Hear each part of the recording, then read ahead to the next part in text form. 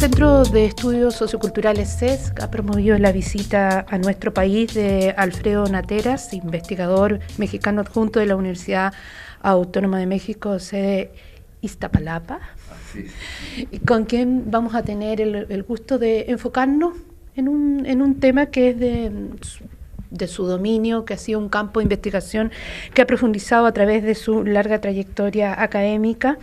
Y que me parece tiene plena vigencia. Cuando en Chile el actor juvenil está emergiendo como sujeto político cada vez con más fuerza, vale la pena profundizar en lo que hoy día son las actorías y las culturas juveniles. Precisamente con ese objetivo, el CESC tuvo la oportunidad de coordinar la visita a nuestro país de Alfredo y bueno, también se nos convierte en una obligación tratar con él un tema que, si bien no es de plena vigencia y no está en el centro del debate sobre culturas juveniles en nuestro país, sí es un tema que va a tener tarde o temprano que entrar dentro de la discusión. Más específicamente, la experiencia que está viviendo México en lo que tiene que ver con el dominio territorial del crimen organizado y particularmente del narcotráfico, y lo que está generando en la vivencia de los jóvenes que en medio de esa problemática empiezan a desarrollar formas y prácticas sociales muy particulares que vale la pena mirar como uno de los temas centrales en lo que tiene que ver con las identidades juveniles de nuestro continente. Así que vamos a saludar a Alfredo Nateras en la primera entrevista de Zona Franca, un espacio de discusión y de debate público que promueve el Centro de Estudios Socioculturales CESC.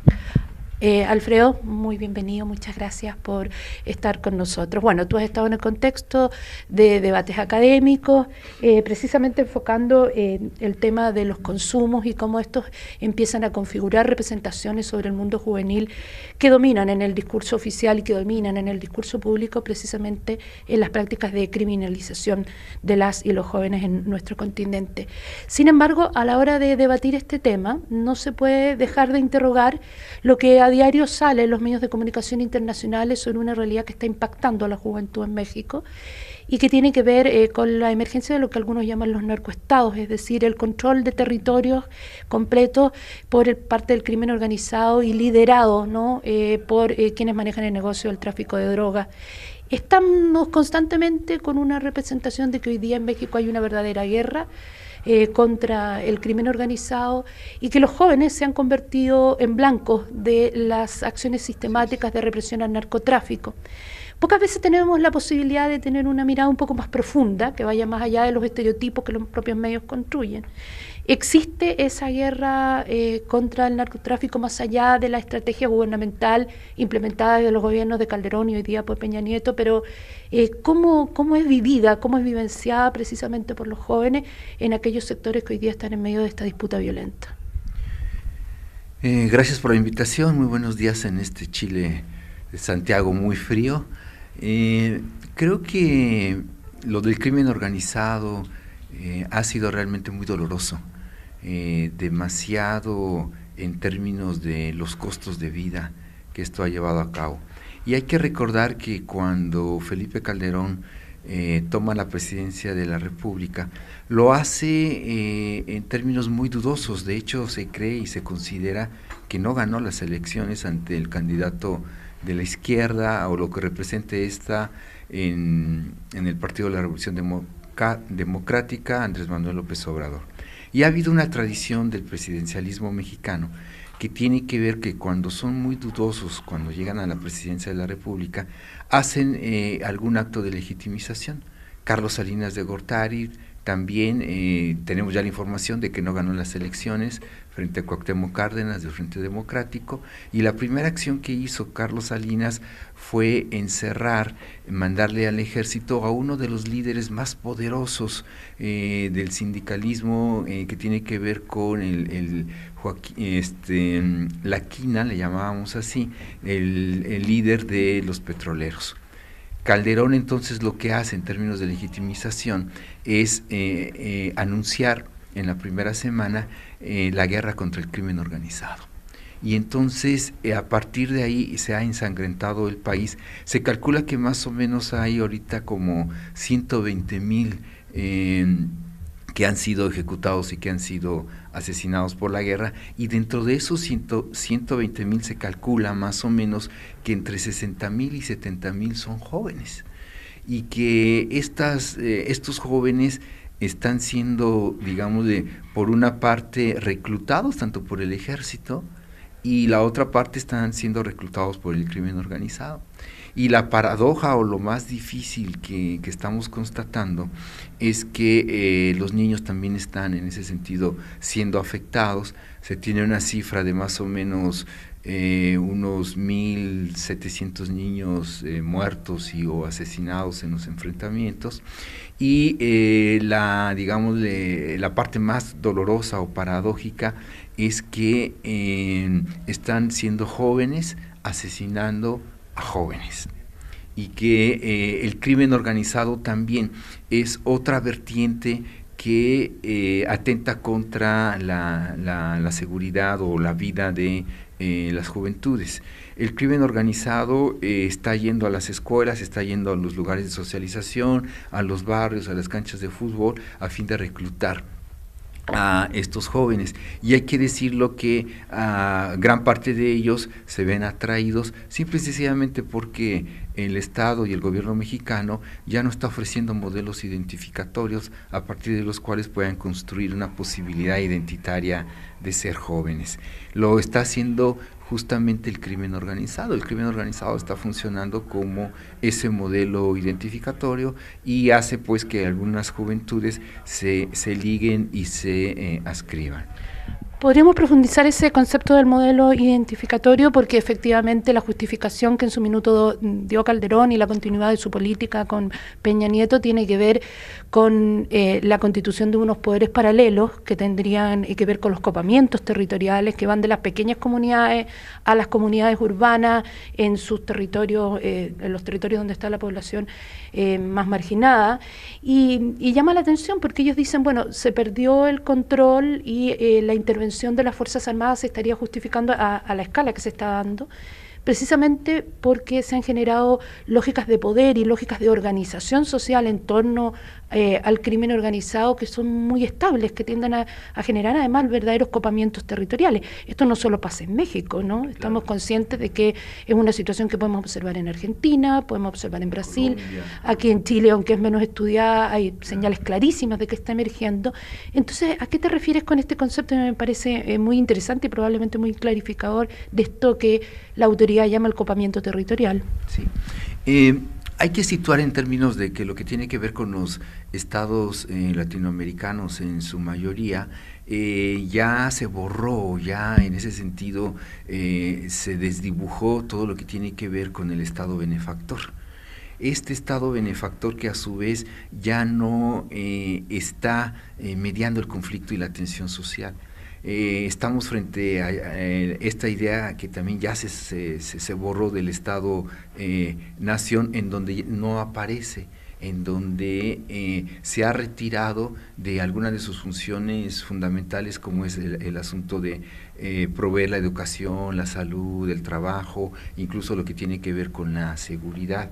Y entonces en ese sentido el proyecto neoliberal, más específicamente de la propuesta educativa, lleva al asunto de que para unas juventudes y más para la clase media o lo que queda de la clase media de nuestro país, no les significa y no les crea sentido el ir a la escuela. También en términos laborales, por ejemplo, la propuesta que se tiene del gobierno y del proyecto neoliberal es que las juventudes son las que más trabajan y las que menor salario reciben. No tienen la posibilidad de construir una posibilidad de identidad laboral. Y el desdibujamiento también de la familia. La familia, digamos, en ese sentido se está reconfigurando.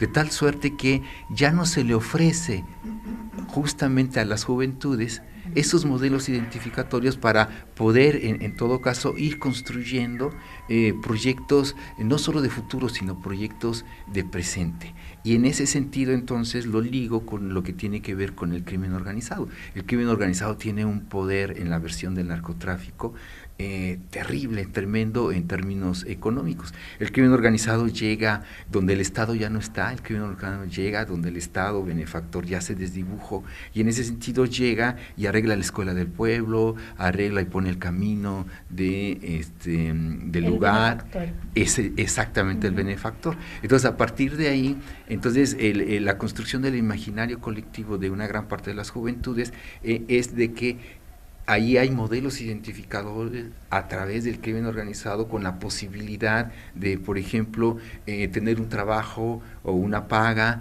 con la cuestión también de tener poder, de tener riqueza, y aunque saben la mayoría de ellos que es una situación en donde van a vivir poco, pero van a vivir muy bien. Y hemos encontrado grafitis que dicen: prefiero morir de joven y no morir viejo y pobre. Y entonces ha habido toda una construcción de cultura en relación al narco, por el acceso simbólico de lo que representa trabajar para el narco. O sea, se accesa a este universo en donde se tienen joyas, se tienen mujeres, se tiene poder, y también es una forma que se está planteando de que va consolidando las masculinidades.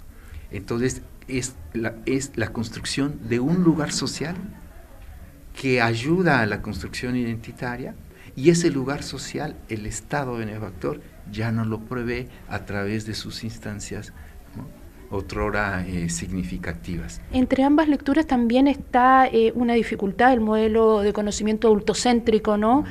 Para entender esto a lo que tú apuntas. Me parece que hoy día asistimos a sociedades, incluso en el campo de la academia, ¿no?, muy desarmadas en cuanto a su capacidad de volver a interrogar, ¿no?, fenómenos como estos. Pero tú has mantenido una escucha, una investigación, una producción que ha tratado de ir precisamente a los códigos que configuran, ¿no?, esta pertenencia. Me gustaría preguntarte específicamente, tú hablabas de configuración de las masculinidades. Bueno, hay una cultura también muy violenta, ¿no? Es una aceptación, una nueva configuración de la conducta violenta. En esa perspectiva me gustaría una mínima profundización sobre este tema de las masculinidades, porque efectivamente para el grueso de la opinión pública latinoamericana, el poder narco más específicamente, y el poder del crimen organizado en general, lo que trae además es un retroceso, sobre todo para las mujeres, digamos, un tratamiento nuevamente como objetos. O sea, en ese sentido se le identifica quizás con prejuicio. Voy a sintetizarlo, pero como sociedades muy primitivas, de relaciones de poder muy primitivas, ¿no?, que se vincula a su origen como, digamos, sociedades marcadas por la violencia, pero quizás hay algo más ahí, ¿no? Claro. Mira, rápidamente, creo que las masculinidades están ahorita sometidas a mucha exigencia, incluso están cada vez más deslavándose o están cada vez más desprestigiándose. Y esto tiene que ver justamente con el asunto del avance de toda la discursividad y narrativa de la escena, de lo que tiene que ver con lo femenino y lo feminista. Y con toda esta, digamos, de discusión de la equidad de género y demás, de tal suerte que las masculinidades están siendo sometidas a una prueba muy fuerte en los espacios de la sociabilidad entre las juventudes, y específicamente lo que tiene que ver con la versión de ser varón. Y en ese sentido, bueno, creo que lo que articula la masculinidad tiene que ver con el patriarcado. Y el patriarcado es un esquema de poder. Y ese poder entonces atraviesa el asunto de que la imagen de ser sicario, de ser narco, reconfigura esa masculinidad en términos de que le sigue dando imaginariamente y en concreto también un lugar de poder. Y en el caso, por ejemplo, de los jóvenes, es en términos de que está a prueba la dominación masculina, en términos de lo que dice Bourdieu, de que hay que mostrar, ¿no?, para reivindicar ese lugar de la masculinidad, hay que mostrar en el vínculo, en la relación, la valentía, el arrojo, lo temerario, el no tenerle miedo a la muerte. Y entonces, en ese sentido, si este sujeto es un actor como sicario, entonces esa, digamos, esa estructuración de su masculinidad va a favorecer en cierto sentido para que vaya y asesine, para que vaya y se dé de golpes para que vaya y ejerza la violencia, que son relaciones asimétricas de poder. Bueno, Alfredo, muchísimas gracias. Queríamos profundizar el tema sobre el tema del joven y el consumo. Está la conferencia central que viene a dar Alfredo Nateras aquí en la Universidad Central, pero queríamos también profundizar esto que está rondando el imaginario sobre los jóvenes latinoamericanos populares de manera bastante fuerte, y que es el otro polo de una discusión que a continuación Alfredo Nateras va a estar profundizando en el conversatorio aquí en la Universidad Central sobre jóvenes y consumo, la construcción de representaciones. Así que muchísimas gracias, y a ustedes la invitación es a visitar el sitio web del Centro de Estudios Socioculturales CES, donde tenemos una serie de materiales de divulgación, y entre ellos va a estar el registro de la ponencia del doctor Nateras aquí sobre este interesantísimo tema a la hora de hablar de juventudes, ciudadanía y, yo diría, un cuerpo social diverso que se atreve a interrogar sus áreas más oscuras. Muchas gracias.